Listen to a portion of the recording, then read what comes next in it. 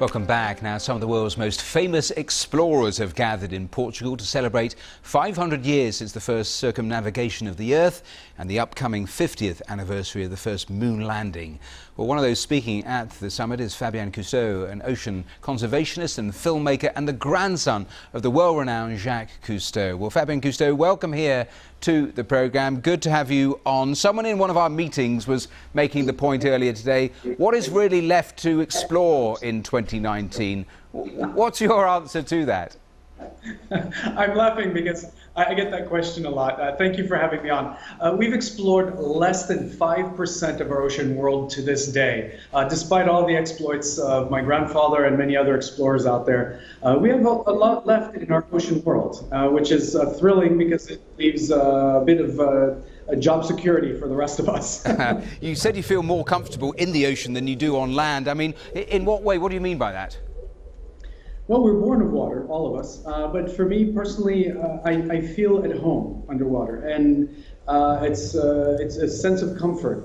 For some, it may be a sense of panic or what have you. I've heard that many times. But for me, whenever I get a chance to go diving and spend some time underwater, especially a long period of time underwater, it really makes me feel like I've reached my house, my home. I'll come to the length you've spent underwater in a moment, but a quick word about your grandfather, because he exposed people like myself, my generation, millions of people around the world to what actually is in the ocean and all the fabulous creatures. Tell me a little more about his influence, though, on you. Well, my grandfather, first of all, I didn't know that I was sharing my grandfather for many years when I was growing up. So to me, my grandfather was just my grandfather, not the public icon that others had seen. But he was very much like this at home. He was a storyteller, someone who was very romantic, someone who loved to take us as the grandchildren on a virtual journey into the ocean world and into some of the experiences that he and my grandmother and our crew of Calypso and Alcyon had experienced firsthand. So it was very much a wonderful experience growing up. And you've taken on that baton. You set a new record for time spent underwater with your Mission 31 in 2014. You look at corals, you look at turtles. I mean, can you and have you seen the impact, say, of climate change? No, it was, as an ocean explorer, as a third-generation ocean explorer, it was never imposed on us to follow in the Finn steps, but it was such an amazing experience growing up and one that has really shaped our future.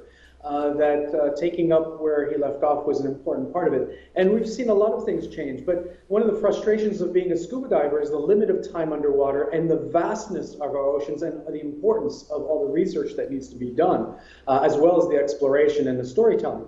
So being able to spend 31 days underwater doing 3 years worth of scientific research in those 31 days just shows the efficiency of time being able to be there firsthand. You said that one of the keys in terms of preserving nature is to find scientific discoveries, find inspiring stories to connect with people, and that's what you attempt to do. But when you see politicians turning their backs on the science, you also see the public really getting a hold of this issue and running with it. Does that leave you optimistic or pessimistic?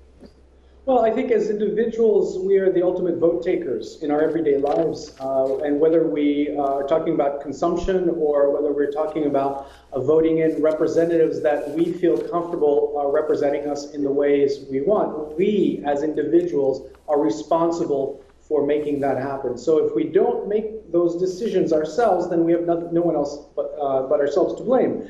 That said, we are powerful as a global community to change the course that we've set for ourselves. So yes, I am a hopeful realist. Fabien Cousteau, pleasure to talk to you. Thank you so much for joining us live there from Lisbon.